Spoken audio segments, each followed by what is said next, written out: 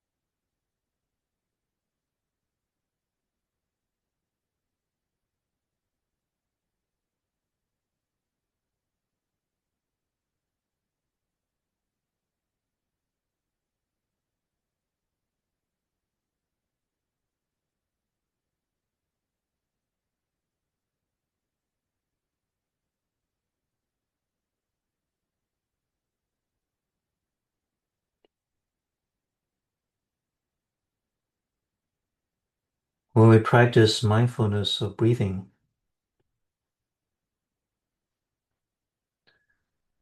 we are not using the eye consciousness, the ear consciousness, but we are using the nose consciousness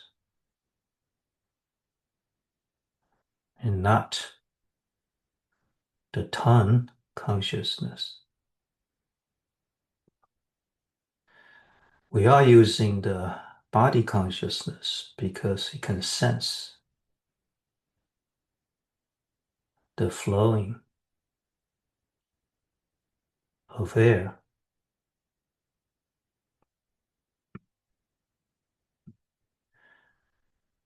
But we try not to use the sixth consciousness to think about breathing. Rather, simple, basic, direct awareness.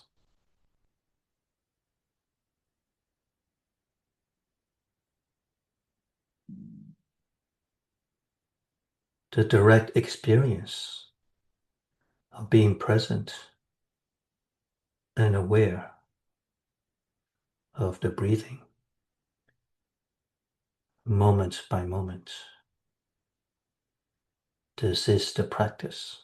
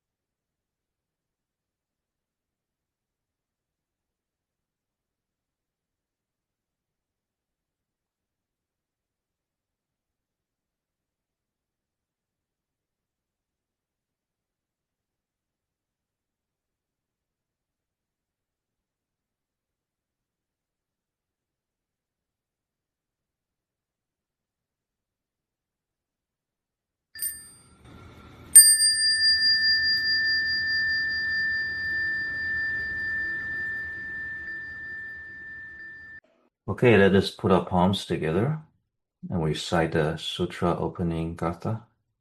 The Dharma, infinitely profound and subtle, is rarely encountered even in a million kalpas. Now we are able to hear, study, and follow it. May we fully realize the Tathagata's true meaning. So the sutra opening verse or sutra opening gatha is a preparation of our mind, or we should say preparation of our consciousness, so that we come into the class, come into the talk, come into the session with a mind of great gratitude, appreciation for the Buddha and the great masters of the past for giving us and preserving the teaching. There's profound wisdom in those teachings. We should know that this is rare to encounter. And there are things that are rare and things that are quite common in our lives, even though the Buddha's teaching seems to be very easy to encounter now. You can search for anything on the internet. That doesn't mean it is any less precious. In fact, it is even more precious because we have so much information, so much knowledge floating around now. And we are willing to spend the time, a couple hours a week at least, to sit down and study this Dharma, this text. Is an important part of our life, important part of doing something for ourselves. Okay? All right, so we will continue with the first of the 5 classes of all dharmas, which are divided into 100 dharmas in this classification. So the first class are the most commanding, the supreme. They are the mind dharmas, or the 8 kinds of consciousness. And last time we talked about the first 7 and didn't have time to talk about the 8th. Okay, so let's get there. Class 1, we going to look at the 8th consciousness. Now, however, I made a mistake. So we made a mistake last time saying that the 4 subtle afflictions are always associated with manas, or the 7th consciousness. Now, this is correct. Okay. Now, this is the most important characteristics of the 7th. Okay. But I also said that it's associated with only these 4 unwholesome mental factors, and that would be wrong. In fact, the 7th is associated with a total of 18 mental factors. Now, these 4 are the most dominant characteristics of the 7th. All right. As to what 18, we won't talk about all of it. That's just too much detail. But we will look at 5 others. Okay.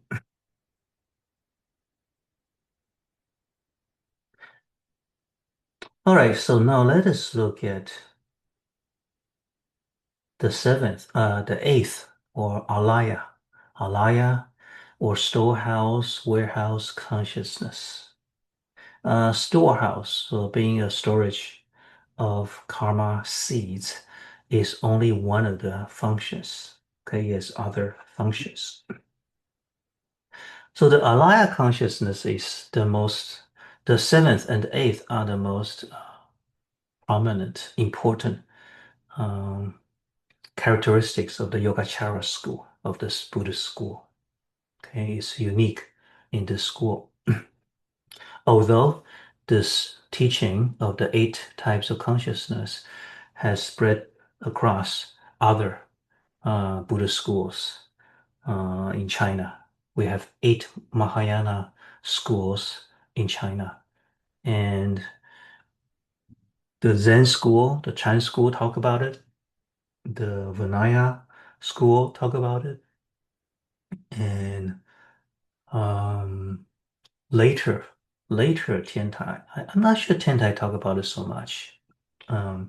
But it is an influential teaching. Okay. So the Alaya consciousness has the following characteristics. One is repository. It's a storage repository of karma seeds created by the first 7 consciousness. So during our day-to-day life, our 5 senses, we see, we hear, we smell, we taste, we touch, and our 6th consciousness does a lot of work, right? We like, we don't like, we do this, we do that, we decide to do this, we decide not to do that. So all of that creates different kinds of karma. And that event, when it is past, it is still stored in our consciousness. And that storage is what we call the 8th consciousness. So in fact, we never forget anything in principle. So the Buddha can remember way before he became a Buddha, all these eons of lifetimes of how he practiced, how he suffered, the events that he encountered, and so on. He remembers everything. Okay. We, on the other hand, do not remember anything beyond a week or so, right? That's not because they are gone from our consciousness. They are still there. And the important thing is that they are still influencing us, those past events. So in Western psychology, like Freudian psychology, there's a lot of emphasis on how your childhood events, experiences can influence you into the adulthood, right? So that makes sense. That makes sense. Now, what we're saying is that not only from your childhood, but even events beyond this, before this lifetime, can have certain effects, certain level of effects. Okay, you just look at kids born from the same family. Supposedly they have the same home environment, same parents, right? Even twins, they can have different personalities. All right, those personalities are not necessarily all from their genes, but possibly from their past events. Okay, so these are the karma seeds. Now the second characteristic is a field. The field is used in the sense like a rice field or wheat field, where you plant the seed and you grow, and the seeds grow, right? So in the same way, the karma seeds will sprout, will transform. We say the transformation of these seeds, the transformation of karma is driven take place in the field that is the 8th consciousness. So things that are deep in your consciousness, events that happened before, okay, even long time ago, can begin to have some influence on your present day life if certain right conditions can trigger the sprouting of these karma seeds. And that's why sometimes some event can trigger you to have an emotional response, even response because of events that you have forgotten yourself. Okay.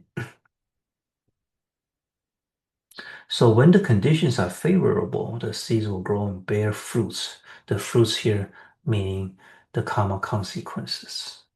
Okay. Or we say karmic retributions. These retributions, these consequences, these karma fruits can be good for you, can be bad for you, can make you happy, or can make you suffer. So when we in the West we talk about karma, what goes around comes around. Comes around is the fruit, right? And why does it go around? It's because he's always transforming. When you get into this process of transformation or growth, then it will continue to transform, continue to grow, and eventually bear a consequence, bear fruit, as long as the conditions that help it grow is sustained. Just like plants, just like trees, plants, wheat, rice. Okay. So object of detachment, it is also the eighth consciousness. Even though we, as individual human beings, we, in our ordinary state, we don't even know the existence. We don't detect the existence of eighth consciousness. But there's something deep inside that clings to the eighth consciousness. And that's the manas, the seventh, cling to the alaya as the self. So we talked about it last time. However, we did not tell you the complete story because we need to understand the eighth, to tell you the complete story of the seventh. And so this is the story.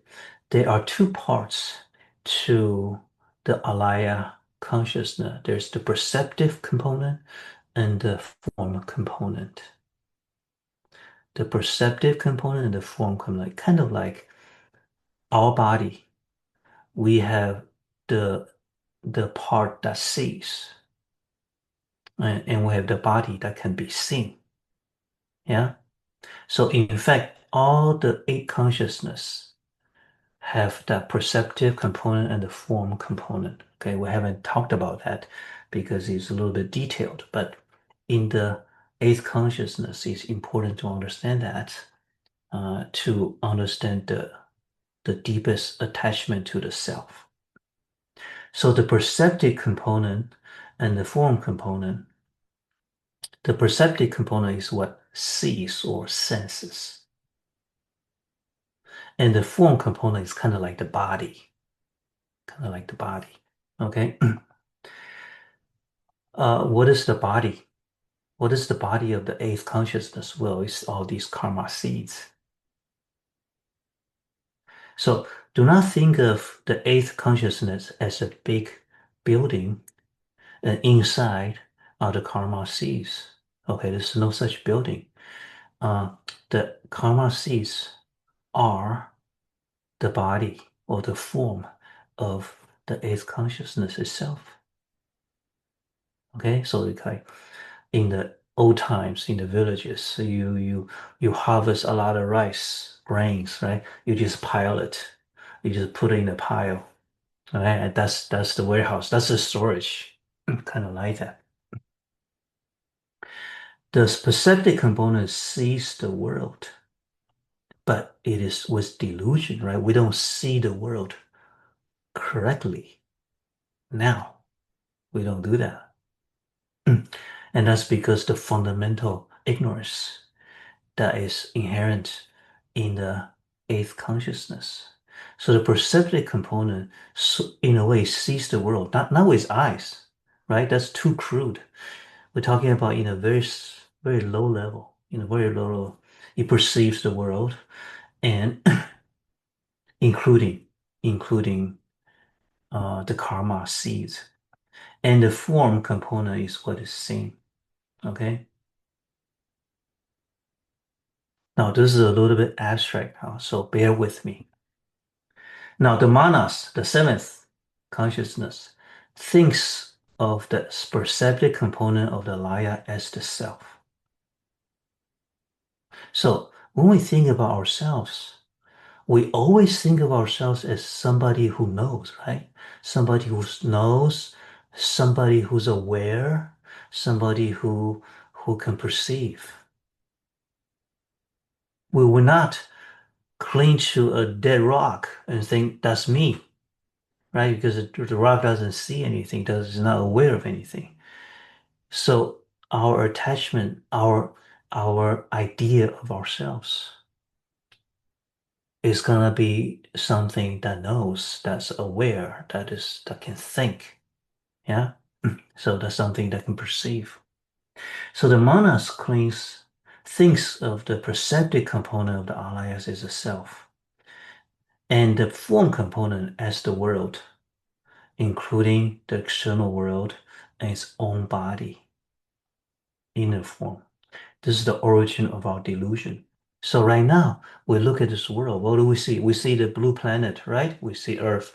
And then we know that Earth is part of the solar system. So we see these planets and stars.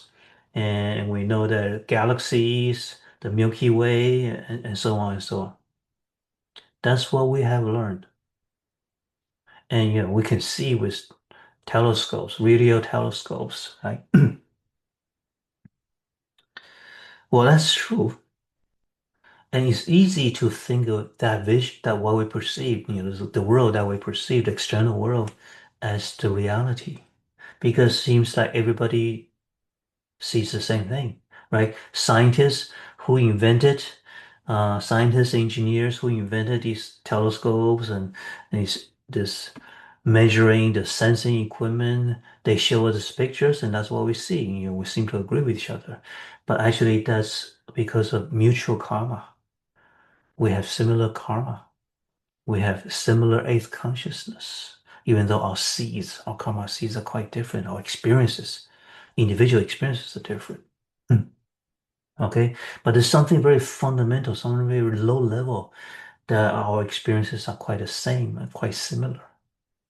But if you think about it, a dog, an owl in the forest, right? A deer, a bird, an ant, a rat, their perception of the world will be quite different, from us, right? So whose reality is the real reality?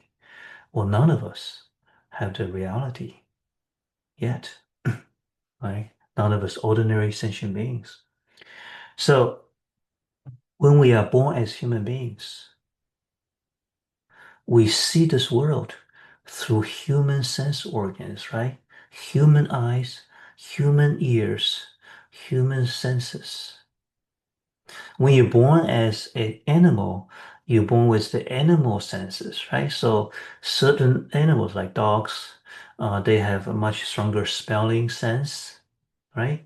A cat have much quicker vision than we do. So their sense functionalities are different. So maybe similar in some way, but quite different in other ways. And so the world that they perceive will be different. And it will be the reality for them. And that's because when we are born into a human form, our eighth consciousness, certain karma seeds of a human being are developed and bear fruit when we become a human. So this is what the seventh consciousness sees, taking the eighth as the perceptive component. All right. Now, our sixth consciousness comes in and paint on top of that.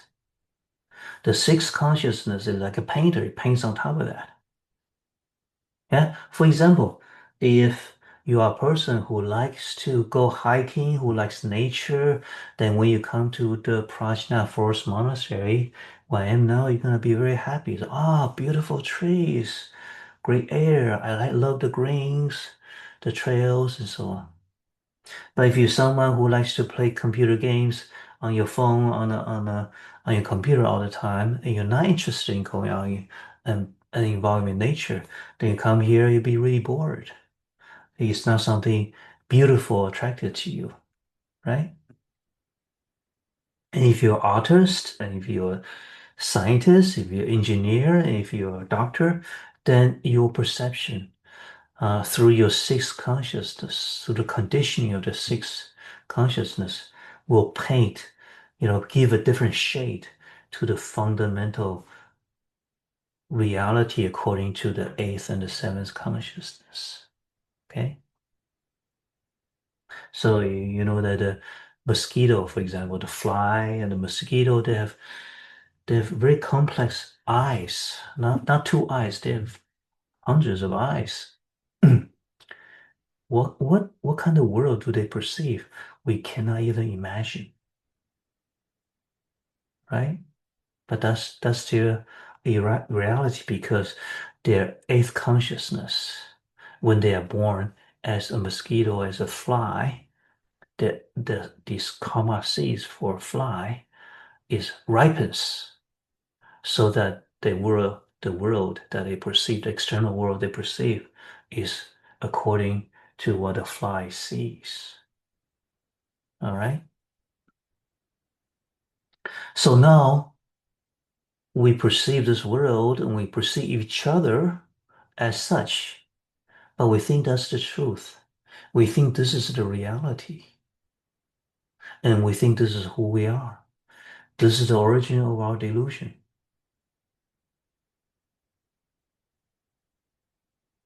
Another characteristic of the alaya is the first to come, last to go consciousness of a lifespan. So what that means is that when your parents conceived you, yeah, in the womb, when conception happens in the womb, uh, your eighth consciousness is attracted to the womb, to the physical event because of karma. The karma you have with your parents, the strong link you have with your father and your mother. Right? And so your eighth consciousness is pushed, forced. The eighth consciousness doesn't have a will of its own. It doesn't say, I want to go here, I want to go there. So it's pushed by karma. The karma link is like a magnet that draws it over to your parents. Right? So at the moment of conception, the consciousness, the eighth consciousness is there in the, with the fetus, tied to the fetus. So that's what the eighth consciousness does too. The eighth consciousness makes the connection with the karma seeds. Your karma seeds from endless time from before with this fetus at this point is tied together. Right?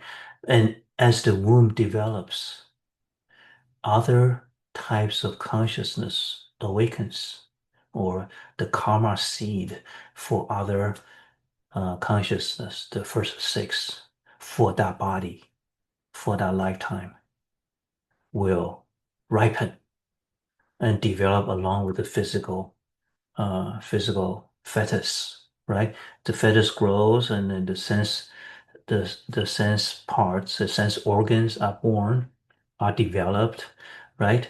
And then uh, the first five senses are awakened uh, at the appropriate time. What comes with the eighth consciousness going into the womb is the seventh consciousness as well. The seventh consciousness is not interrupted through lifetimes. So the seventh and the eighth are not interrupted through lifetimes. They are always there, in this flow. When you are born, from your mother's womb, you grow up your sixth consciousness and along with the first five consciousness start creating all this karma and react to all this past karma. And then you continue until one day you die. When you die, the first six consciousness will go away. Will go away eventually. At some point. At some point. But the seventh and the eighth doesn't go away. It just continue. It just continues to do its thing. Its low-level thing. Okay, it's cleaning and perception. It's low-level thing.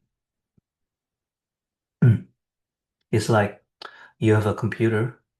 Let's say you have a PC, and then you have the Windows operating system. You say, okay, I don't want Windows operating system. I'm gonna take it out and put in Opera operating system or different operating system, right? So you switch out. That's kind of like the lower level underpinning functioning are still there, but then how you interact with it, how the user interacts with the computer is different because the operating system is different now. The operating system is kind of like is the interface, right? The human computer interface. Um, is like the first six consciousness. All right, so when you die, the first six dissipates, goes away. Uh, but then your karma doesn't end.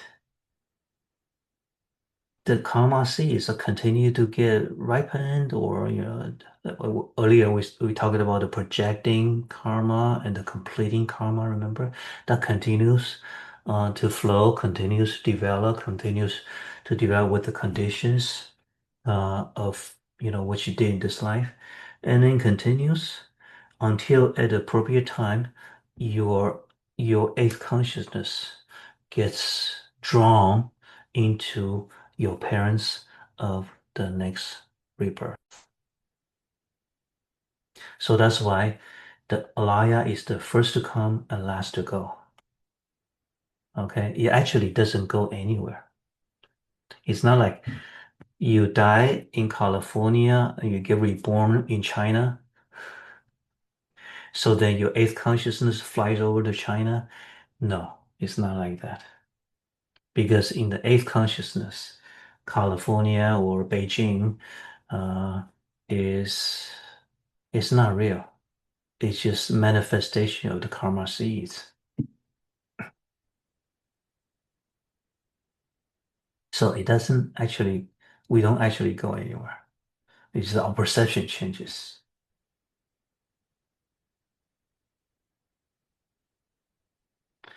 So when you get reborn, the setting details come from the projecting karma and the completing karma of the past actions, primarily from the sixth consciousness. So your sixth consciousness is the main thing, the main guy, the main leader, that that determines what will happen in your future.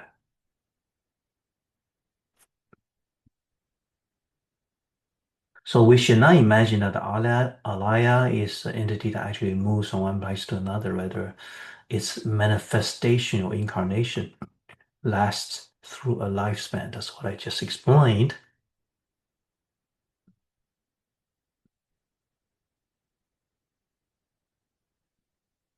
So the seventh, manas, always take the alaya as a self through any incarnation because the alaya continues to unfold, right? Continue to transform its own karma seeds. It just keep going and going and going. So that's why from one lifetime to another, it doesn't really affect the seventh consciousness. It's the perceptive component of the eighth is always there. When I say always there, don't think of it as a permanent thing. It's a birth and death, momentary birth and death thing. Okay, but the perceptive component is always there every moment. So you just keep on clinging to it, and it's because of that the seventh thinks there's a permanent self. There's a permanent perceptive self. There's a permanent perception that's always there. It's the most innate sense of self. Okay, so that is the relationship. Well, it's the core relationship between the seventh and the eighth. Okay, so the eight kinds of consciousness, they have individual functions, but do not think of them as eight distinct entities. So don't think that there's eight kinds of me in there, right? It's not. It's more like there's a very complex thing called the mind, and the mind can do so many different things. How do I even how do I even begin to understand the mind? Well, let us separate the functions of the mind into these eight categories, these eight types, and we'll give it a name. We'll give it a name. All right, for each. And that's how we can systematically understand how the mind works. Okay? So it's kind of like the parts of the tree, the root, the trunk, the branches, the leaves, the flowers.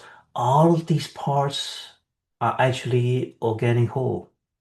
You can't really seriously separate them, but we are able to talk about the different functions of the root and the trunk and the branches and the leaves, right?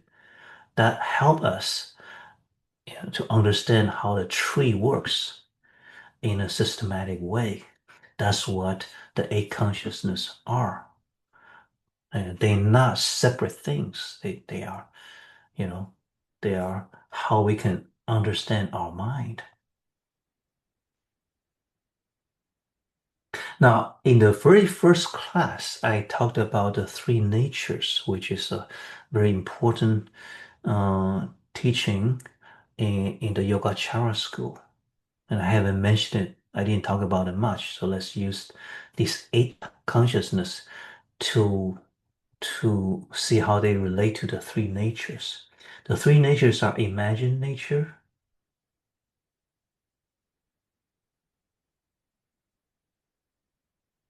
dependent nature, and perfect nature.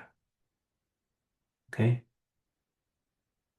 So imagined nature is the subtle innate self is imagined by the seventh, and the ego self is imagined by the sixth. So of the eight types of consciousness, uh, the active parts, the one that can lead our karma are the six primarily, and the seventh on a lower level. Okay, so the six perceive a self, an innate self. That is imagined nature. That is not real. That is imagined by the seventh consciousness. Now, the sixth consciousness, on the other hand, fill in the details because the self, the innate, the low-level innate self, doesn't have any prominent characteristics. It's just a always existing, always knowing, perceiving I. But that's really boring, right? So the sixth consciousness fill up the details. Okay, I'm good looking, I'm not good looking, I'm smart, I'm stupid, I'm fat, I'm skinny, I'm, whatever.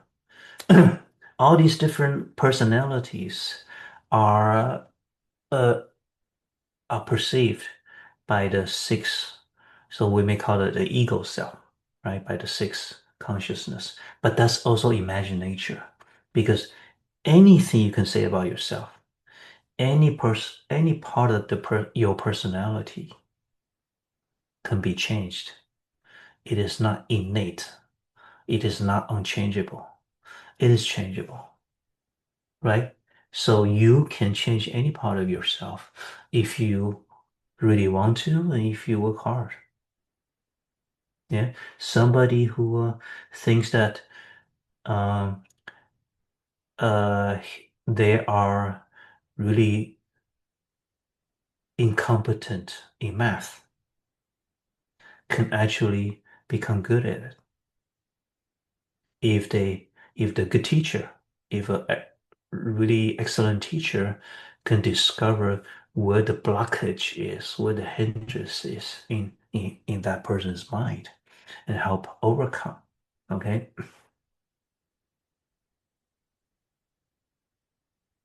Dependent nature.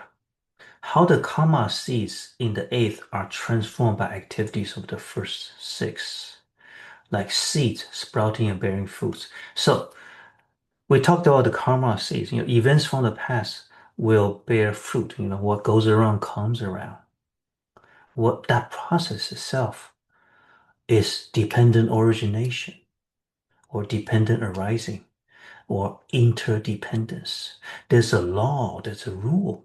Yeah, the apple tree is not going to grow into an orange tree.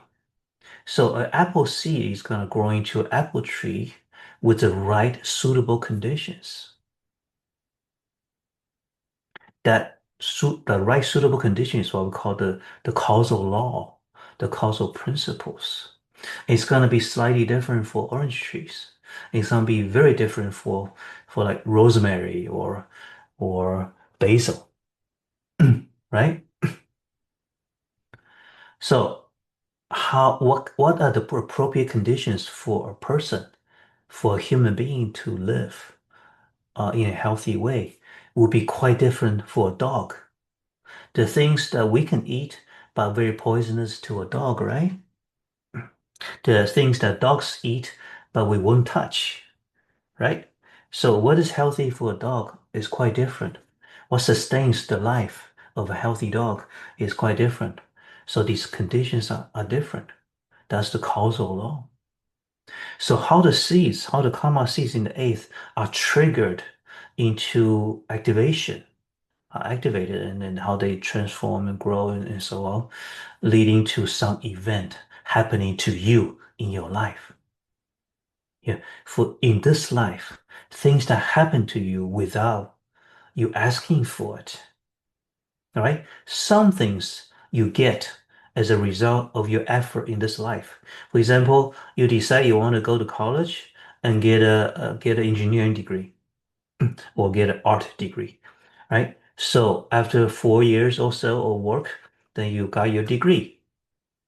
That degree is a fruit, a karmic fruit of your action in this life, your determination in this life, right? But then there are things that happen to us in this life that we don't know why it happens to us, right? And that's most likely because of karma in the way past or on a much lower level that we don't detect.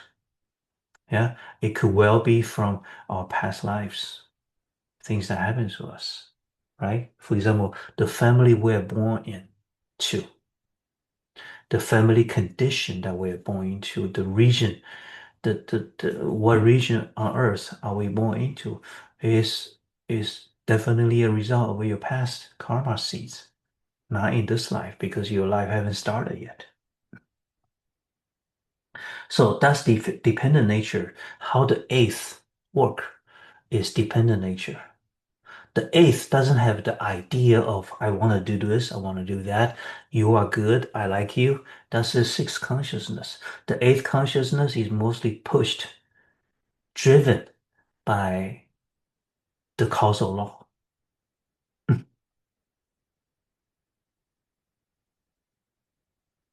The first five senses also primarily functions dependently. So dependent nature.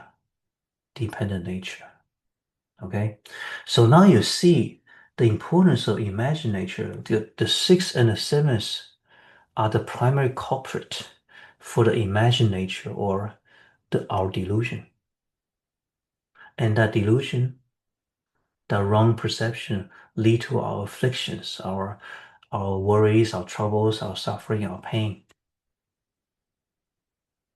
So when we work, when we do our spiritual practice, when we cultivate, we need to start from the sixth consciousness and work into the seventh consciousness. We don't really start with this. We can't really touch the eighth consciousness directly. And we can't really, it's not very effective to work with the five senses. For example, if you think, okay, the world is too much stimulation and too hard, too overwhelming, I'm gonna go to the monastery. I'm gonna stay in the monastery and then I will be able to live happily. Well, that's not true. Because you think by escaping what the five senses perceive, you will be able to find peace of mind. That's not true. The culprit is your sixth consciousness. You need to change your perception. Your sixth consciousness need to understand better the causal laws, the interdependence, the dependent nature of how things work. And then to turn things around, you change your perception to fit more with reality, which is through observing the dependent nature, the interdependence, the dependent arising. And by doing that, working with a more clear perception or understanding of dependent nature, we can destroy the imagined nature eventually. And that leads to the perception of perfect nature or the ultimate reality.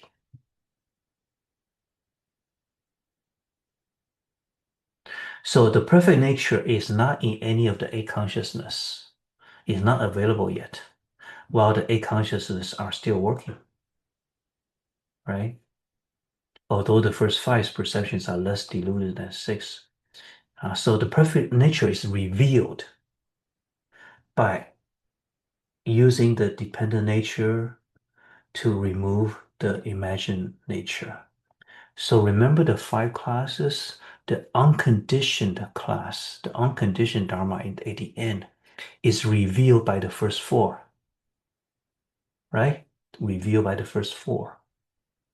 So the first four, we talk about the consciousness, the 54 mental factors, the physical world, and the concepts, right? The 24 mind dissociated dharmas. The reason we want to study this is to understand how they work dependently together with each other. And when we do, we will be able to destroy the deluded imagined nature that fill up the sixth and the seventh. Okay.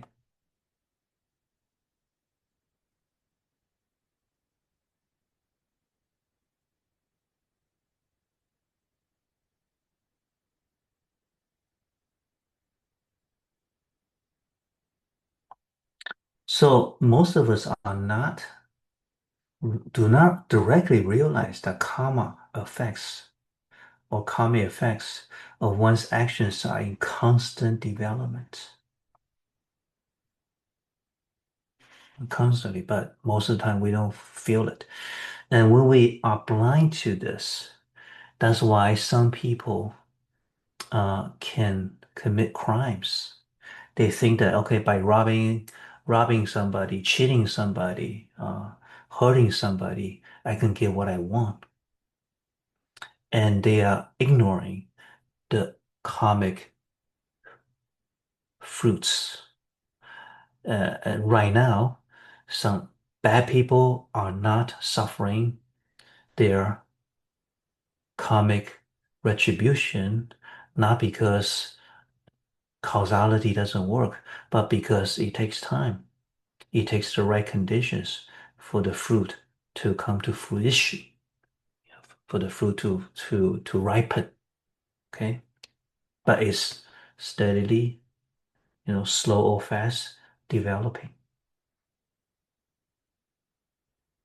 All right, so there are two poems on the consciousness, on these eight consciousness in Chinese Buddhism.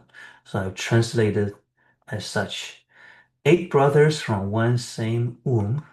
One is quick, one is slow. 5 goes out to buy and sell. 1 stays home and keeps the books well. Can you guess which is which? All right, so 5, that's easy, right? That's a hint. 5 goes out to buy and sell. That would be the first 5 senses, right? We see this, we see this, we hear this, and we keep trading. One is quick, one is slow. Which one is the quick one? Smart one, clever one. That would be the 6th consciousness, right? Which one is the slow one? The slow one is the 8th. The 8th doesn't do much. It's kind of like the rice field, right? The rice field itself doesn't do very much. You plant seeds, you water it, and the sunshine, then the seeds grow by themselves. That's what the field is, right? One stays home and keep the books, so keeps the accounting going. That's the 7th. So the actions, the karmic actions of the first, the 5 brothers and the 6, right? The 6 work on the information, whatever product that the first 5 gathered, and then, do something with it, good or bad. And so the karma are created and sort of like gets sent to the 8th through the 7th. All right, another poem. This is a poem by Chan Master Changsha. In our Chinese Zen Masters class last year, we have studied at least a couple. I think we studied a couple koans or stories from this Master Changsha. Cultivators do not see what's real, mistaking consciousness for soul. This root of samsara, or constant rebirth, endless rebirth, this root of samsara all this time is to take the puppet as true self. So we are the cultivators. We are studying the Dharma. We're trying to practice. We're trying to get enlightened. But yet we do not see what is real, because the real, the perfect nature is really hard to see.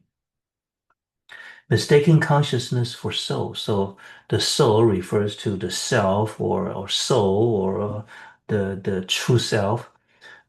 We think we don't understand the different consciousness working interdependently, creating this delusion.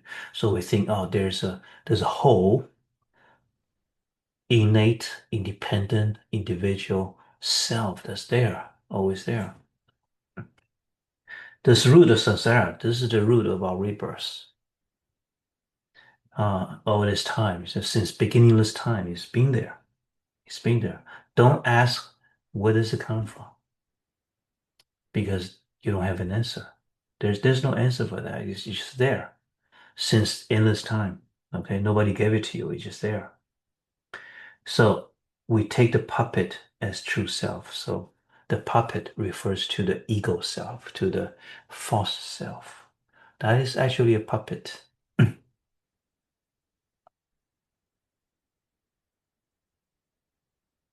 All right, so another thing we want to say just briefly is the transformation of consciousness. So a main tenet of the Yogacara school is that the reason or the aim for our Buddhist practice, as seen by the Yogacara school, is to transform these 8 consciousness. So these 8 consciousness all are fundamentally deluded, right?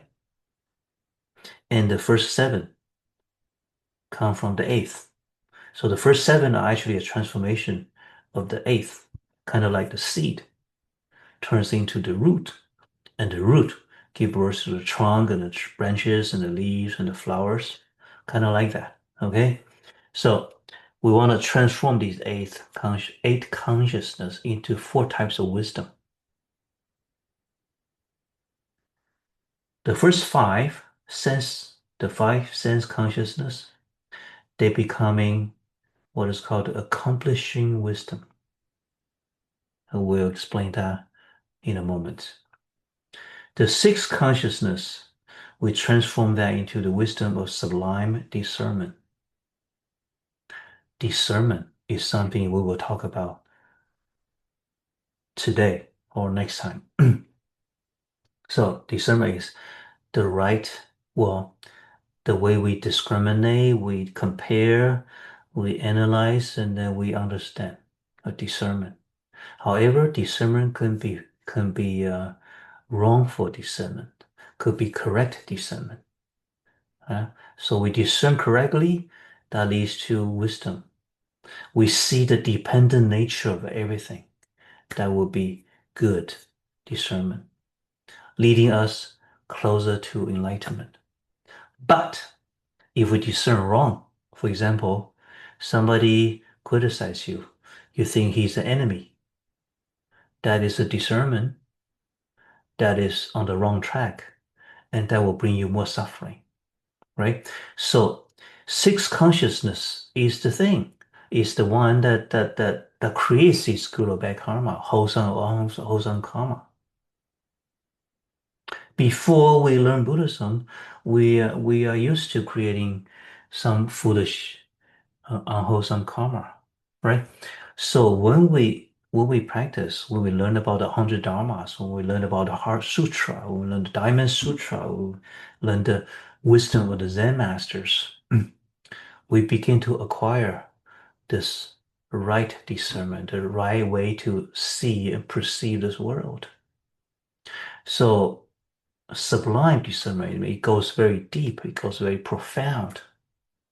So slowly, our view, our perception of life becomes better and better and better.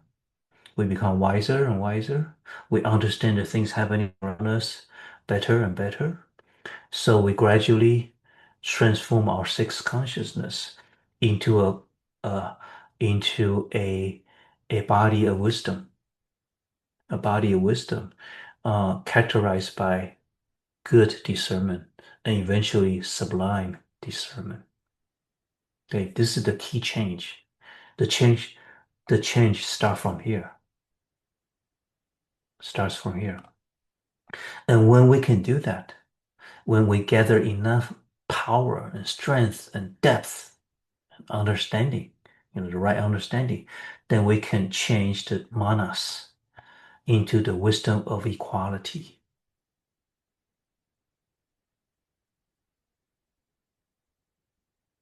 The wisdom of equality. So right now, we don't really have equality, even though probably many of us will think that we like to behave in an equal way. We like to treat people equally, but fundamentally, we are not there yet. As long as the 7th consciousness still there, we're still holding on to the 8th as the self. As long as the self is not the false self is not destroyed, then we don't have true wisdom of equality.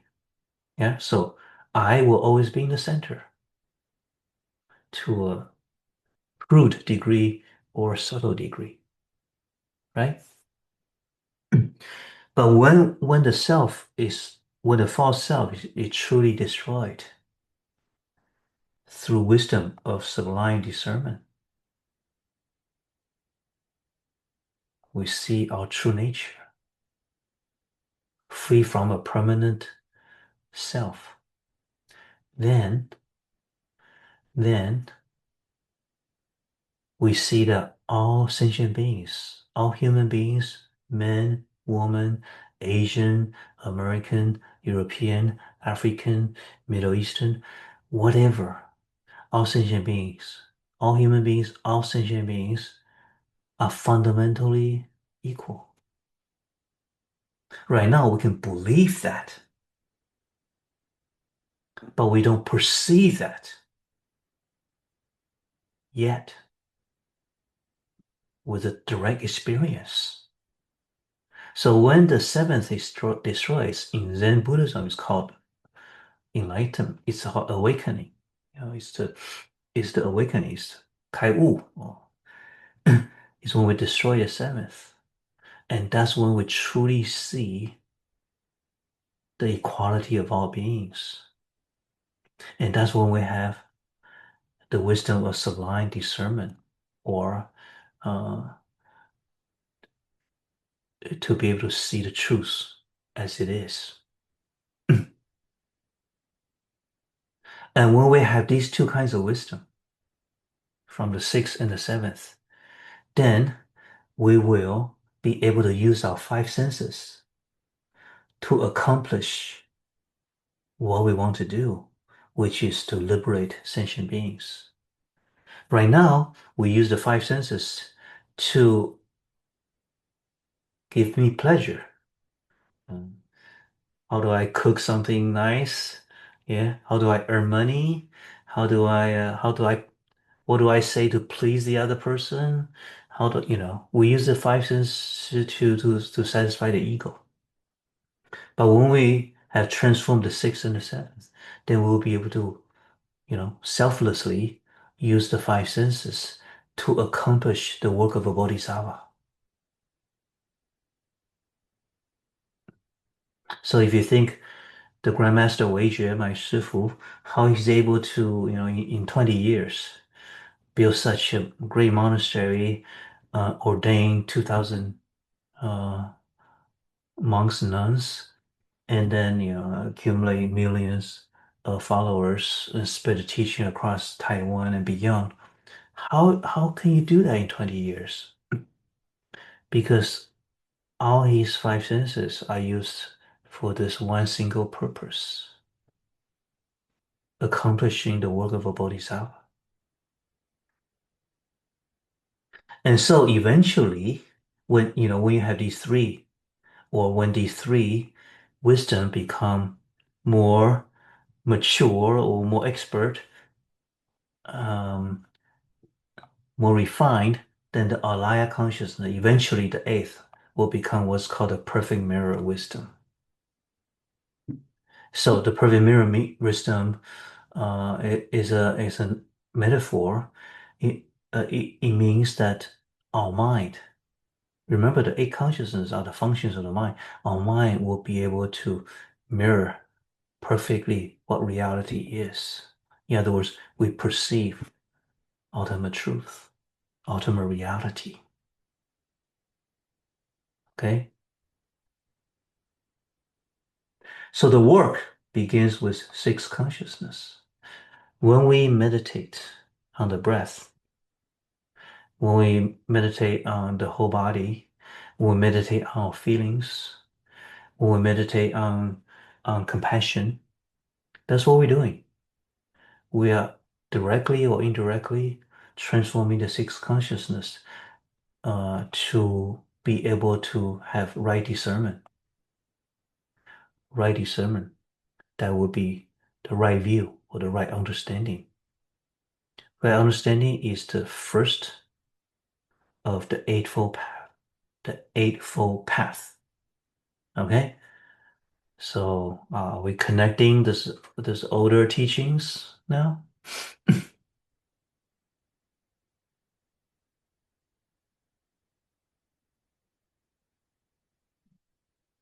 Okay, so at this point, let us close our eyes for about 3 minutes and review in your mind what we know about this eight consciousness.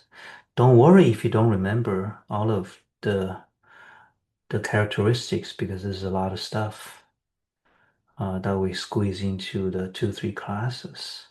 But whatever you remember, review it, make a note. And if you know you forgot something, you can always look at it later. So remember the five senses. Number 6,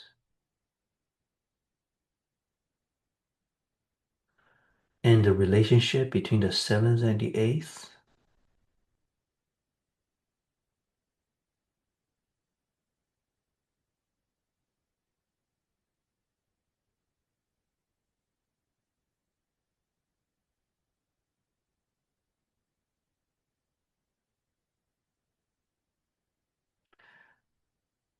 And what kind of wisdom do they turn into when we cultivate? The sixth is the key. It turns into what? And why?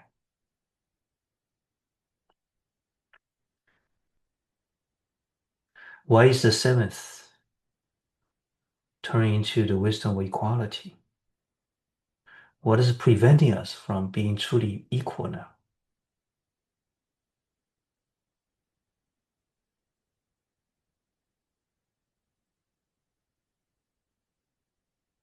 Okay, let's open for a few minutes of questions. Do I have any questions so far? You can either write it in the chat room, or let's see if our host can open the the mute if you want to talk. Do you have any questions so far from the first hour? Okay, Vandana, can we unmute her? Go ahead. Everyone is unmuted. Jiahhu Shifu. I just was wondering about this eighth consciousness. You mentioned that it has all our karmic seeds, and that's how we are pulled towards a certain to take another birth. So, how does it determine which parents we are going to get? Like, It's how the relationship. Okay, so how is it determined which parents you're going to get? It's the relationship with you and the sentient being. The sentient being. So if you have followed the five precepts more or less, then the parents are gonna be human beings. You're gonna be born as human beings, right? But if a person has created a lot of killing or stealing and so on, and um and so they violated the five precepts: no killing, no stealing, no sexual misconduct, no lying, and so on. It's not like you violate any one of them, you're gonna go straight to hell. It's not like that, right? It depends on how serious the bad karma is. So enough bad karma is gonna push you into, say, the animal realm or the hungry ghost realm or the hell realm, right? So when you are pushed into the by your karma to the animal realm, then your parents gonna be animals, right? So I don't know if it's gonna be dogs or cats or pigs or mosquitoes, right? The animal realm is categorized by ignorance or foolishness. Foolishness. So what kind of karma creates that? One is when you drink a lot, you use a lot of uh, intoxicants to dumb yourself, make yourself really dumb. Two, you prevent others from getting knowledge. You teach others wrong, or you use some method to prevent others from gaining knowledge, gaining wisdom. Okay, for example, if somebody spread rumors about a great teacher, say somebody in the past have spread hideous rumors about my Shifu, and if a lot of people believe that person, those people would turn away from Buddhism or turn away from Shifu, and then probably their path to awakening or to more wisdom or to a better, to less suffering is shut off. So that will lead to ignorance or worse, possibly the animal realm or even worse. If a person cheat um, others a great amount of money. So, in the past way, these financial scandals, right? Some people is able to cheat people millions or even billions of dollars. Those people are going straight to hungry ghost, where they have lack resources and they're hungry all the time and they're starving and then they don't have anything to eat. They cannot eat anything and for who knows how long, right? But in the human realm, which people do you connect with? This is a really interesting question. Uh, it's gonna be usually it's gonna be people you already know in this life, all right? But it could also be from people you know in the past life that happened to ripen. So there was a story. There was a story in the one of the scriptures of a a person, a traveler, saw that a dead woman she was slaughtered. Uh, so her body was exposed on the side of the road. So he dug, so he buried her. He buried her. And then, uh, as a result, in the next life, the woman who died, the woman became his wife because of the kind act, the compassion that he had for that, unknown person. Okay. So, this gets really complicated. All right. Any other questions about the eight consciousness? Tammy? Tammy, good to see you.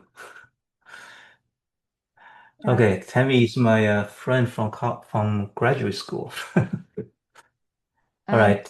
Sure. I have a question about the wisdoms. So thank you for explaining the wisdoms and mapping to the consciousness. So do the wisdoms occur sequentially, or different wisdoms could occur independently at different times? That's a good question.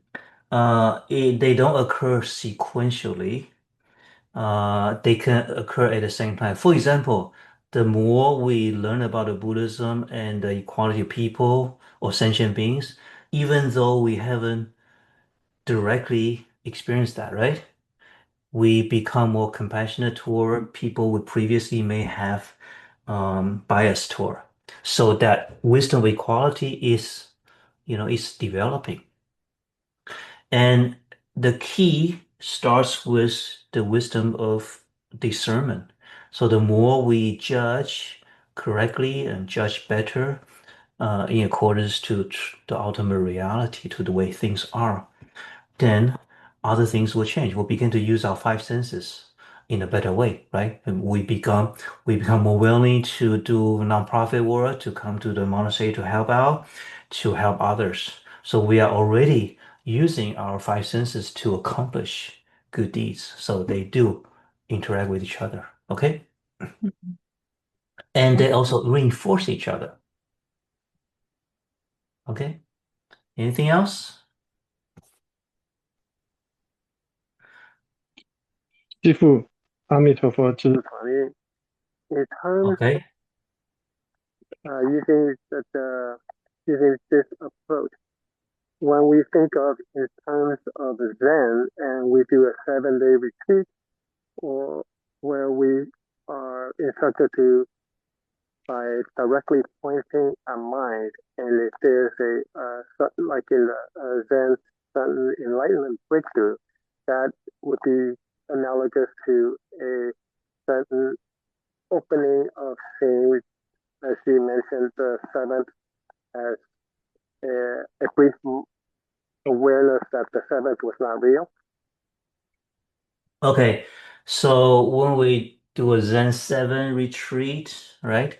A 7-day Chan retreat, And when we say, oh, somebody achieve awakening, there could be a small awakening, it could be a critical awakening. A critical awakening is usually what we say in Chinese Buddhism as enlightenment.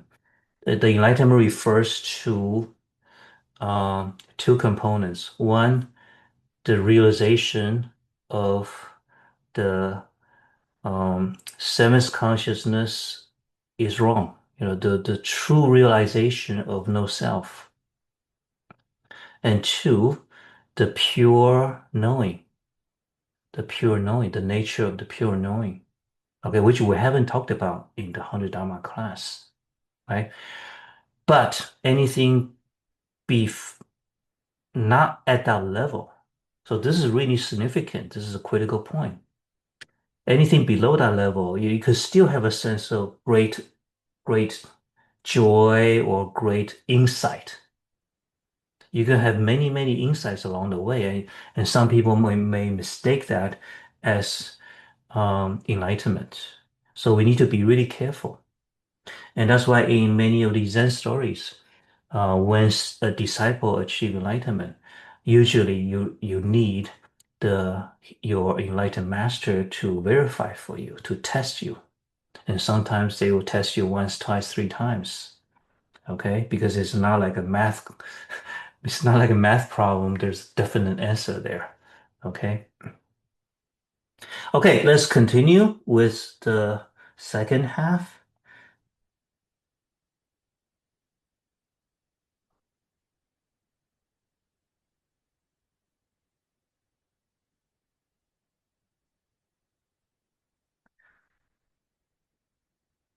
All right.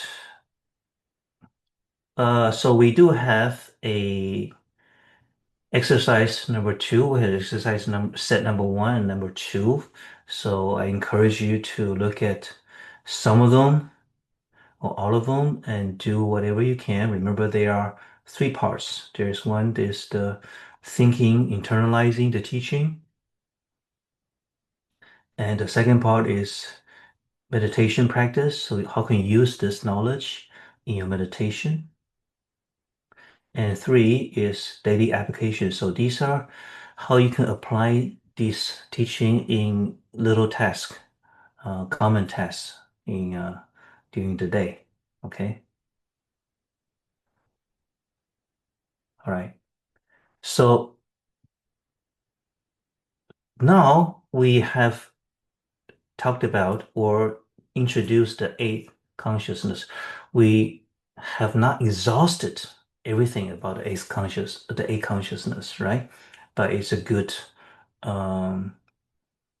deep introduction. And we will understand more of the 8 kinds of consciousness through the second class, which is the 51 mental factors or the mind-associated dharmas. So these 51 mental states, mental factors, are individual specific mental states that are caught up by the different consciousness at different situations. The first group, and they are in 6 groups.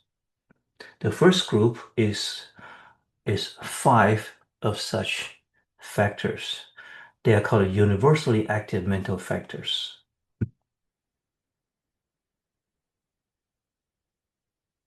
五变形. So meaning that they are active all the time in every situation, in every mental experience. So right now you are listening to the talk. So these five are active. If you are dozing off, these 5 are active, right? So the 6 groups, the 51 are divided in 6 groups. 5 are universally active, 5 are specific. That means they are not universally active, but they are still pretty common in many, many situations. 11 wholesome dharmas and 26 unwholesome. Of the unwholesome dharmas, 6 are primary afflictions. They are the big bad guys. And 20 secondary afflictions. and 4 indeterminate states. Indeterminate means that they can be wholesome, they can be unwholesome, depending on how you use it. All right, so let's look at the first 5, and that's all the time we're gonna have today is attention, contact, feeling, conception, and volition.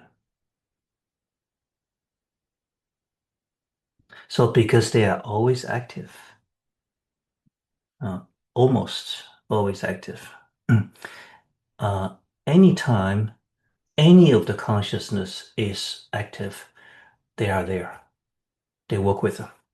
They work with all 8 consciousness. But first of all, some terminology, they're called the mind-associated Dharma because they arise from the mind Dharmas, meaning consciousness, the 8 consciousness. They depend on the same conditions as and are dominated by the respective consciousness. Okay? So that will become more clear as we continue. So I'm not going to spend time explaining that. Whereas the consciousness are general mental functions. So like vision, smelling, right, hearing, thinking, these are pretty general functions. The dharmas in this class are specific mental states or mental activities, mental factors that are associated with different consciousness and different situations. Studying the first class and the second class help us understand our complicated thinking and emotional process. Okay? So, they are called universal because, 1, they are each associated with all 8 kinds of consciousness. I already talked about that. They're actively wholesome, unwholesome, and neutral mental states. So some of the mental states are wholesome, some of the mental states are unwholesome, some are neutral, but they are there. They're there. So in other words, when we create good karma, wholesome karma, they are there. When we create unwholesome karma, they are there.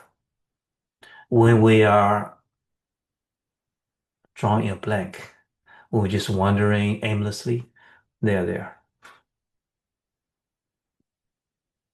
They are active in the past, present, and will continue to the future. So in the past, all the way into the past and past lives and whatever, they've always been there.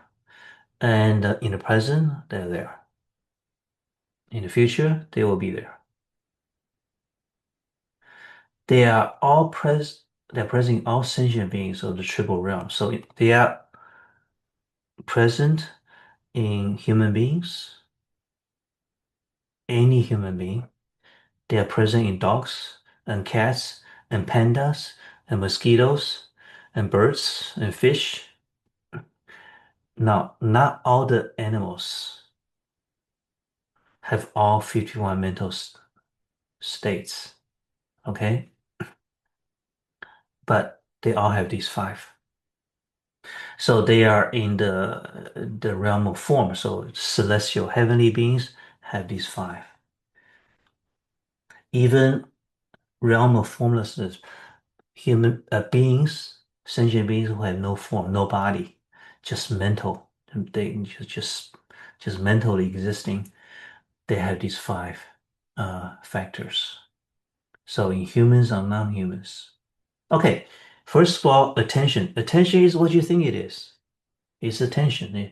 Attention has, so first I may give you a text from a sort of like a textbook of the Yogacara in Chinese called 成为世论. It is written by Xuanzang, Master Xuanzang, who founded the school and translated this and most of the classic Yogacara texts into Chinese.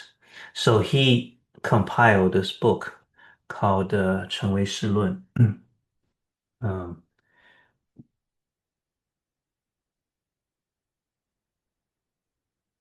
Demonstration of Consciousness Only. Okay, that's the name of the book. It's been translated into English. So in the footnote, there's that title. So I may quote a text from the English translation of that text. And that may sound kind of academic, but it's all right. Attention has as its nature, the nature of attention is arousing of mind, meaning arousing of certain type of consciousness. And its activity is that of directing mind to the objective realm, meaning, when the consciousness, they perceive, right? What do they perceive? It arouses and awakens the seeds of the mind that will come into existence and lead this mind and make it approach its object, hence the name attention. So in plain English, attention alerts the consciousness, let's say the five senses or the six, directs it to focus on a particular object of interest. This is also called awakens the seeds of the mind, referring to the karma seeds. Okay, let me give you an example. Let's say you really, really like chocolate. So when you're just walking about on the street, and then there's a chocolate store with all kinds of chocolate on display on the window. So immediately your vision, your eye consciousness is drawn to that window. For somebody who is not interested in chocolate can just walk right past and doesn't even notice that there's a chocolate store there. Yeah? So the attention is active in the eye consciousness. Even before your brain thinks about it. When I say your brain, I mean the sixth consciousness. I'm not saying the sixth consciousness is the brain. It's just a common English phrase, okay? So the attention is in the eye consciousness, but it's also in the sixth consciousness, right? So your eye are drawn to things you like to see, you are interested in. Somebody who loves dogs can notice dogs faster than other people. Somebody who likes clothing can notice clothing. The clothes that people wear as they walk on the street. Somebody who is not interested in fashion can walk past and run into many people and doesn't notice their clothing at all. So the attention in their eye consciousness is not there. It's not interested. So the attention draws interest. The interest, of course, is conditioned by your past behavior. All right, so then in this case, when somebody who loves chocolate, their eyes are drawn to the chocolate store, and then immediately sixth consciousness arise and work on it. Oh, that looks really good. It looks, the shape is beautiful. I wonder what's the flavor, and you start working on that. So in this case, in the next moment, the sixth consciousness attention is entirely focused on the different chocolate, and to the point that the person may ignore his or her friend that's walking with him, right? So that's what attention is.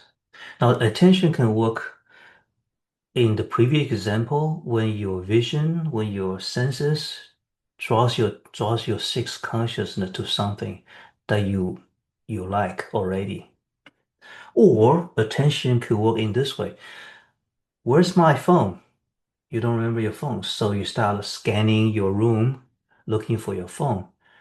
So your attention is on alert, right? Your attention is on alert, and then finally you locate the phone. That's how it can work too. All right, so the Great Learning, 大学, is a classic Confucian text. It's not a Buddhist text, but it says something relevant. When the mind pays no attention, one looks without seeing, hears without perceiving, and eats without knowing the taste. So, does that sound like us in our everyday life a lot of time? We see without see, we look without seeing, we hear without listening, without perceiving the content, we eat without knowing the flavor, the taste, because our attention wasn't there. So now you know attention is important in mindfulness, right? When your mind runs away, when you're supposed to be focused on your breath in your meditation, and your sixth consciousness go around to all over the travel around the world, you need that attention to draw your sixth consciousness back to the focus. So attention alerts the mind and makes the mind perceive its objects. Without attention, even objects in front of our eyes, even something is in front of you, you don't see it. You have no mental register. Yeah, there's no conscious perception of it. All right, so that's attention. Contact or mental contact. We're talking about mental contact here. The nature of this Dharma or this mental factor is to bring together a mind, meaning consciousness, mind factors, meaning the other mind-associated dharmas. We'll give an example. And the object is, for example, form, sound. So in the previous example of locating the chocolate through the window, in the eye consciousness, the attention locates something that looks like chocolate, right? And so the eye turns, so you'll be walking and there'll be a lot of information in front of you, right? Your vision, in your field of vision, there's a lot of things going on. So there's that chocolate store window, but there are people and there are other stores selling clothing or selling cars or whatever, and there's traffic. But then the attention in your eye draws to that chocolate. So then the next moment, there's contact. Your eye, that's your first consciousness, is in contact with the form being the chocolate boxes, the chocolate on display. So there's contact brought together by your attention. Its action is to serve as support for the arising of feeling, conception, conceptualization, volition, and so on. So what happens next is the feeling, the conception or idea, and action, volition, mental action. So that follows, right? These are the next three in the universal mental factors. So your eye makes contact with the chocolate. And the next moment, your sixth consciousness. Also, in the sixth consciousness, the tension in the sixth consciousness makes contact, brings together the contact of your sixth consciousness with the idea of chocolate. The form and the idea of chocolate. All right, so this in the sixth consciousness is the contact with the idea, the perception of chocolate. And then what happens next? Feelings, thoughts, action. So here's an example. A chair comes into our line of sight. This mental factor unifies the eyes, table, and eye consciousness. So in other words, you see a chair. This very simple action, you see a chair. Your eyes and the chair, the form, and your eye consciousness, the three are in contact. And then, of course, it takes the sixth consciousness to know that this is a chair you can sit on.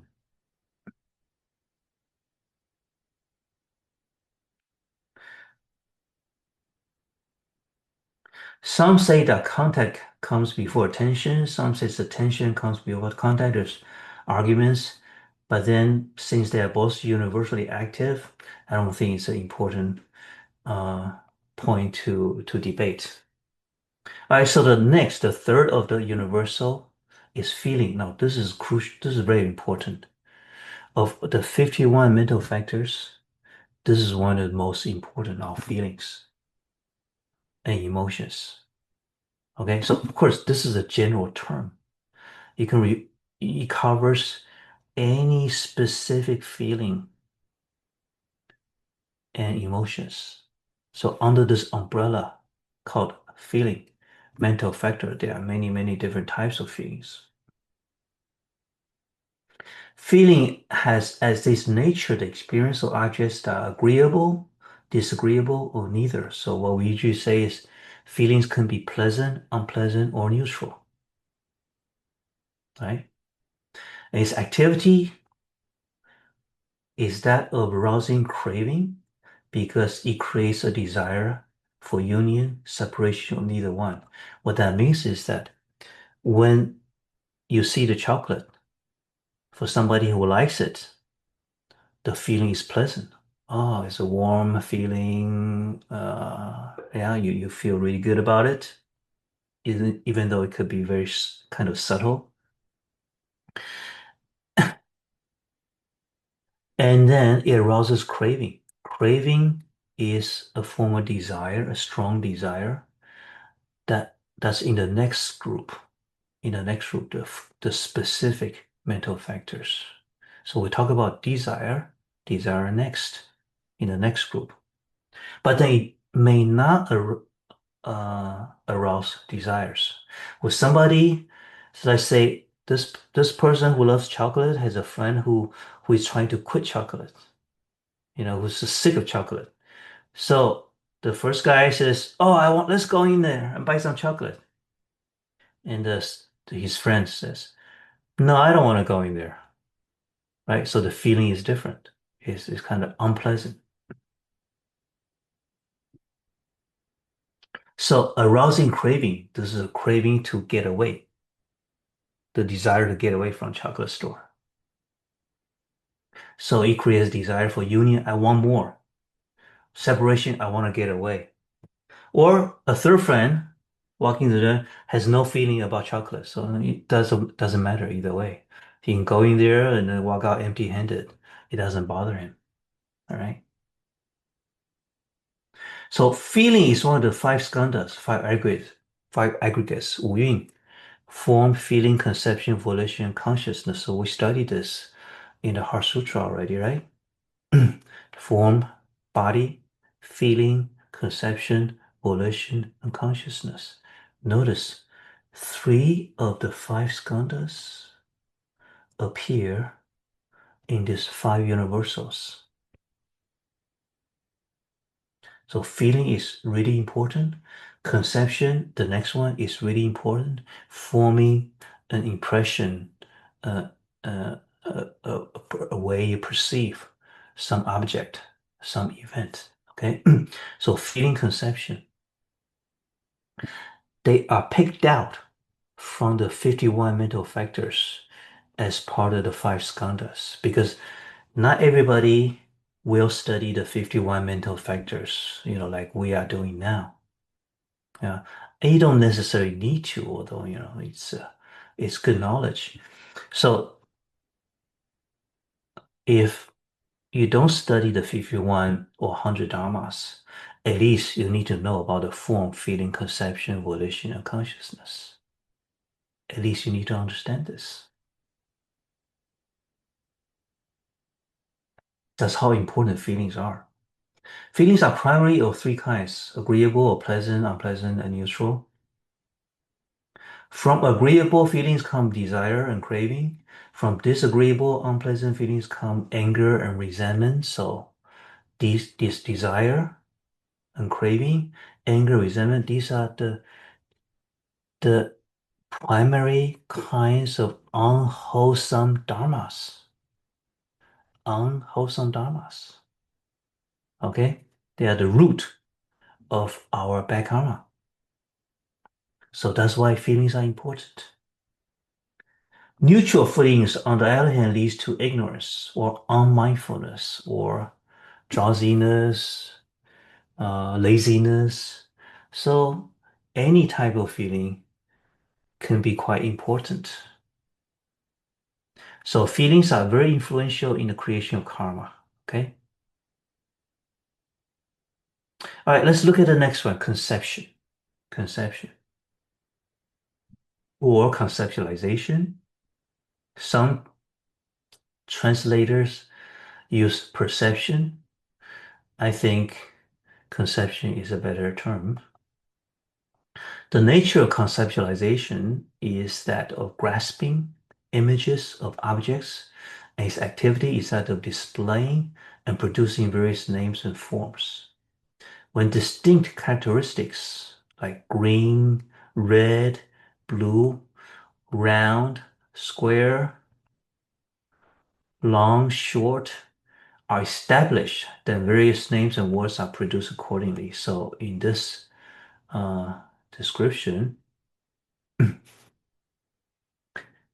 conception is what gives our objects and experiences names and labels.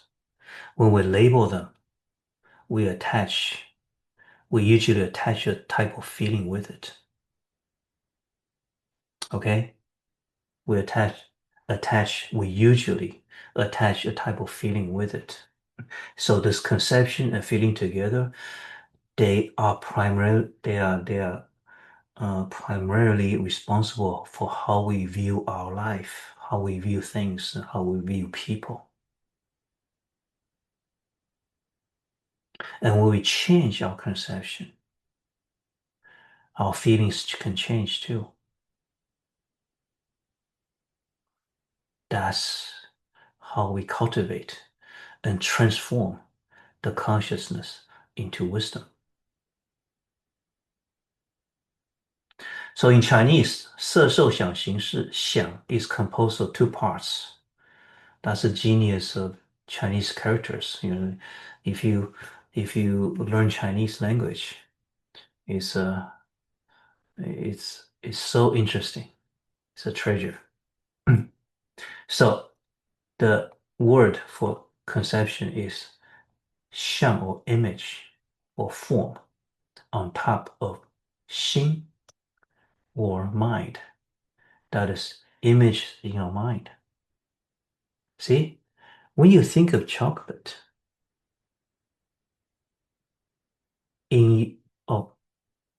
your conception, your idea of chocolate is not the objective chocolate, right? It is actually what you think of it. The idea, the label, the imagery you have formed inside your mind of it. So that's why the first person, when they perceive chocolate, they have a warm feeling. The second person, chocolate, disgust. You make me fat. I want to get away from you, right? Third person, no feeling. It's because their perception, their conception of chocolate is different. So people form different conceptions, ideas of different things. And there's no absolute right or wrong in that. So what is chocolate? Chocolate is cocoa, right? Cocoa butter, if it's good chocolate, or fake synthesized oil, if it's not good chocolate. There's sugar, usually sugar, unless it's 100% dark, right? So sugar, some form of sugar. So it's cocoa,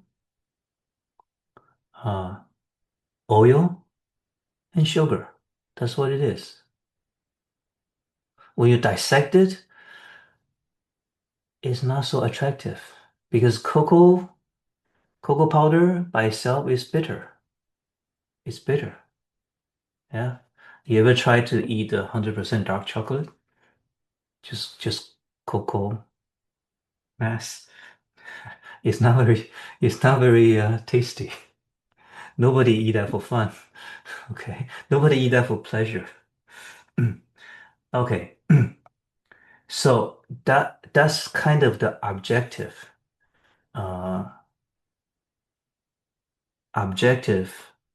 component of chocolate. But in your mind, your concept of chocolate is quite different. That's why we say the sixth consciousness paints coats of color onto what we perceive.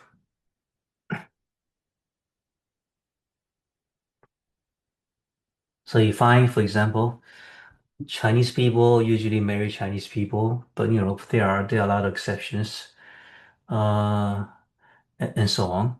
Why? Because they find Chinese people more attractive out of habit.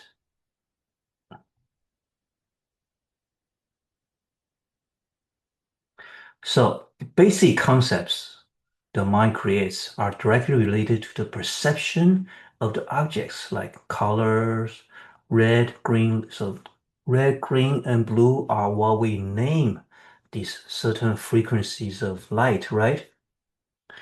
But in Chinese, there's a very mysterious color called qing, and nobody can say that qing is green or blue or something in between.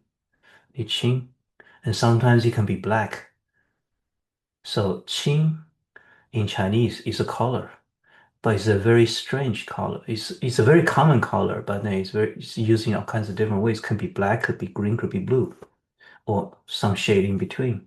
So different culture produce different concepts of color. There's not like a one-to-one mapping.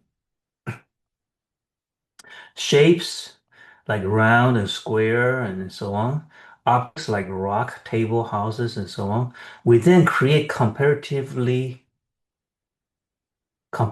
concepts such as long and short and hard and soft. See, when we say long and short, we are already leaving the five senses behind. This is a sixth consciousness construction. And it's relative, not absolute. We then further create concepts of beauty, ugliness, good, bad, desirable, undesirable, and so on. So these concepts, the layers of concepts, is more and more complicated. So these different concepts will lead to volition, which is the next one. Volition. Volition or will, sometimes it's translated will, is the mental factor that causes the mind to act.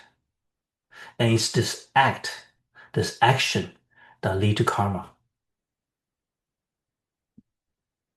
Okay, so feeling and conception usually can lead to volition or creation of karma. Together, they also can lead to creation of karma by causing volition. That's the act. So that's why these three. So we are constantly creating karma, large and small, because the five universals are present in every single mental experience or every single experience in life. But a lot of times the karma we create are very minuscule, not very influential, neutral karma. You come in and sit on the chair, you stand up and leave, you open the fridge, you close it, yeah, you flip through the channels. They are very, not that influential karma. Unless, you go through TikTok for 2 hours, 3 hours, then the karma becomes a little more significant.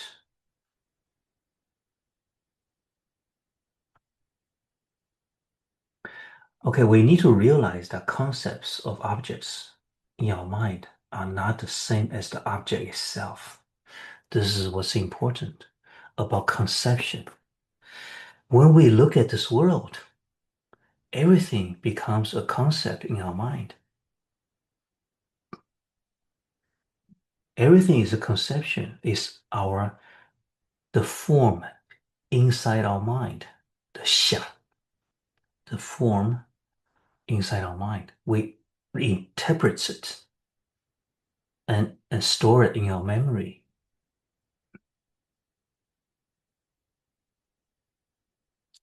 So the world that we perceive to be real are actually only concepts built up in our mind. So the question is, do you actually know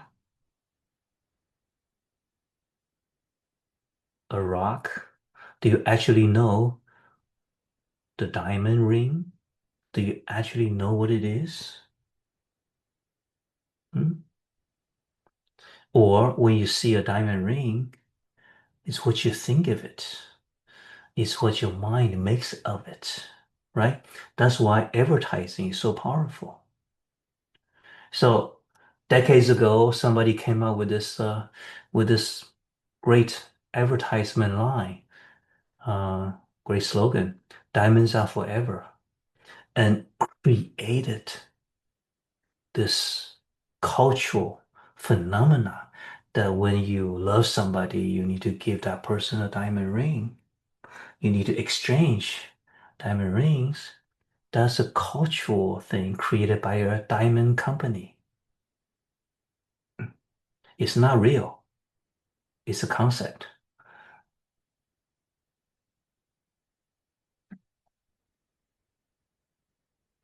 More abstract concepts further away from direct perception objects, such as time, space, conformity, differences, and so on, are discussed in the fourth class, the class of mind-dissociated dharmas.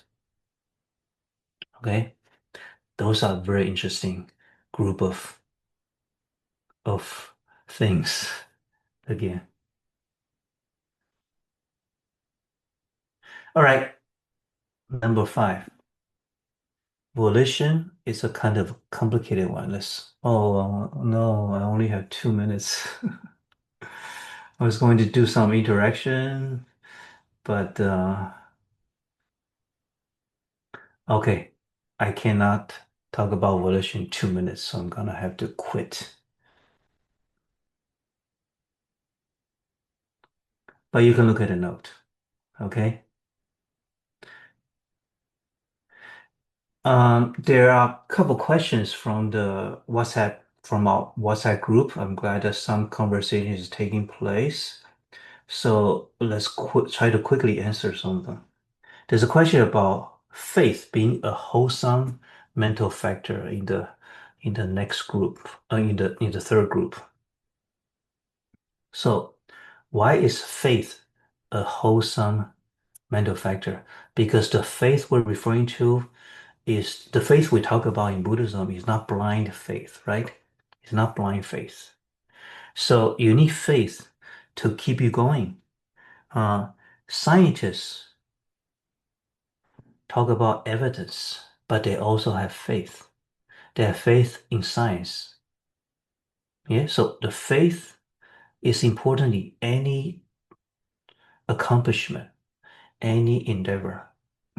So it's in this sense that we talk about faith as a wholesome factor. All right, but it is important to realize, and so we talked about this before. You just because Buddha says something or anybody says something doesn't mean you should have faith. You should develop that faith, say in Buddha's words, by examining yourself, using your discernment, using your right discernment. Verify for yourself what you can verify. Okay, observe for yourself. When it makes sense to you, then you should have faith in the other things, in more things that the Buddha teaches. How does one experience faith in the present moment? That's a very good question. How does one experience faith in the present moment? So faith is one of the mental factors. Yeah. So when you are meditating, Why do you meditate? Because you believe it can do something good for you, right? Mentally, physically, spiritually. That's faith.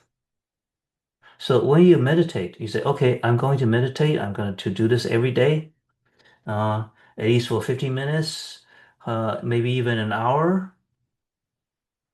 There's underlying faith that this will be good for you. This is something you need. So that's faith, even though you don't consciously think about it. When you're cooking, say you're cooking your next meal, there's faith that you're gonna make something edible, right? Hopefully. So faith is also quite prevalent. All right, here's another question. Alaya, or the eighth consciousness, pertaining to alaya, vijnana, or the eighth consciousness, do the experiences that reside in our storehouse consciousness also contain our false views and illusions? Or are they somehow cleansed before they wind up there? If it would be represented by a physical place, would it seem like neat or tidy, or is it like unsightly hoarder's home? This is a very interesting question. Wouldn't it be nice if there's an automatic filter to filter out the unwholesome seeds, right? Unfortunately, there isn't. So your seventh consciousness is not very discriminating, and you sense everything through the ego self to the eighth. So whether it's true or not true. So there's a lot of falsely perceived experiences in your mind, in your eighth, in your consciousness.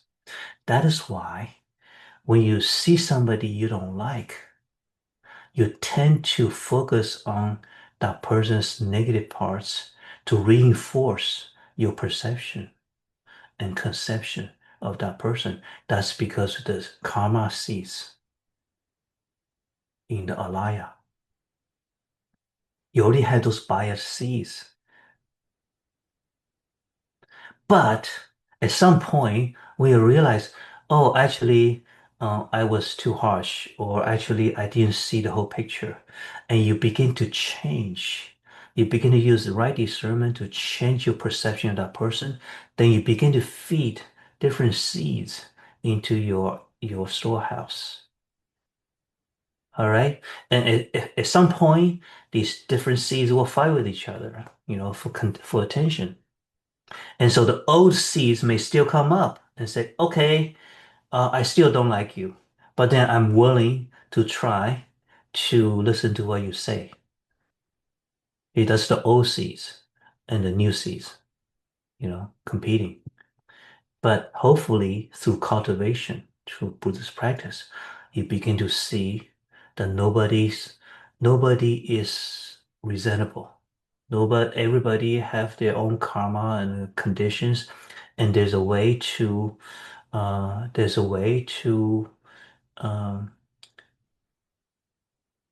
hopefully help that person overcome their shortcomings or attachments. So when you look at a person this way, the feeling is neutral. You don't cling to that person, you don't hate that person, but it's a neutral feeling of just simply wanting to help that person. Okay? So no, the alaya is not self-cleansing. It has no power to cleanse itself. The power comes from your sixth and the seventh. Okay, here's another good question. Will be the last question. If we have eight consciousness, then where is the knowing consciousness? Is it present in all of them? This is a very insightful question. So Sifu didn't talk about the knowing, because knowing is not the consciousness. The consciousness is the part of the mind that discerns or discriminates. Okay, even though the eighth is very low level discriminating, but still does that. The seventh discriminates or discerns, thinks of the eighth as the self. There's a consideration there. The sixth is, the massive discrimination or judging, comparison, and so on. The first five does lower level judgment as well. Some vision will make your eyes feel good, and some will make it feel bad. Similar with sound, will make your ears hurt. It will make your ears feel smooth, right? And comfortable. But the knowing itself is not involved in any feeling, pleasant or unpleasant. You know that you are hungry, you know that you are full, but there's no feeling about being hungry or being full. So the knowing is what? What is the knowing? The knowing is, you can say, it's the perceptive component of all the consciousness before it goes into the judgment, the perceptive part. That's one way to explain it. Okay? Basically, when we talk about knowing and consciousness, we're coming from a different system. We're coming from the Zen system. We're coming from the Tathagata Garbha system. We're coming from uh, the Buddha nature system. It's a different system from the Yogacara. So Yogacara doesn't talk about the Buddha nature so much. But they're not, it's not, there's no paradox here. Okay. Finally, good desire. Yes, of course, they are good desires. So it's a frequent misunderstanding that desires are always bad. No, they are good desires. Desire for enlightenment is crucial. You must want enlightenment in order to continue on your awakening path, right? All right, so that's what we do today. Next week, we'll continue with the last of the five universals and then look at the next group, the five specifics. Now, the five universals and the five specifics together, they make things very interesting. They make things very interesting and they go a long way to help us understand how our mind works. All right, so we'll continue that next week. Unfortunately, I didn't give you much time for interaction today. We'll do more of that next class. All right. And we have started. Oh, I should do this.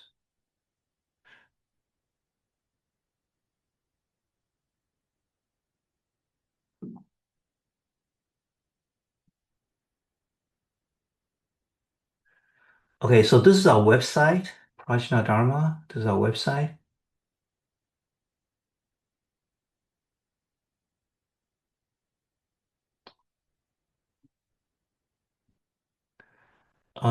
Where's the sign up for the? Oh yeah, here. We have the phone free hours or internet free or screen free hours as an activity that we encourage you to participate, and that means that every day for these 2 months while the class is going, pick a time period, morning after you get up or evening before you go to sleep. For 1 hour, 2 hour, or 3 hour, you can choose where you are gonna get away from the computer, your phone, and internet. All right. So this will just promote health and a better sleep. And also, we need time to get away to do meditation or to regurgitate what we have learned, right? So get away from the digital aspects. So sign up to participate in this activity. It's voluntary, of course, and nobody's gonna check on you every day. But at the end of February, when the class is coming to a close, we're gonna gather some feedback from you. How does have influenced your life? Okay, so that's one thing. And the other is Q&A. So we build this website, this web page, where you can send in your question this way too. So you can interact on WhatsApp, our 100 Dharma group, or you can send in your question here on the web page. You can put in your name. The names are optional, and question type 100 Dharma if it's related to this class or some general Buddhist question. So this you have to fill in and then put in your question. Okay, so you don't have to sign up for anything, but you can optionally put in your name or Dharma name. And sending questions. So this is another source, and Shifu will collect together. Our TA will collect together these questions, and hopefully each class I will answer some of these questions. All right. Okay, so that's the announcement. Let us conclude the class with the dedication. So let's pause for a moment and make your own dedication of merits from the merits of studying the Dharma today.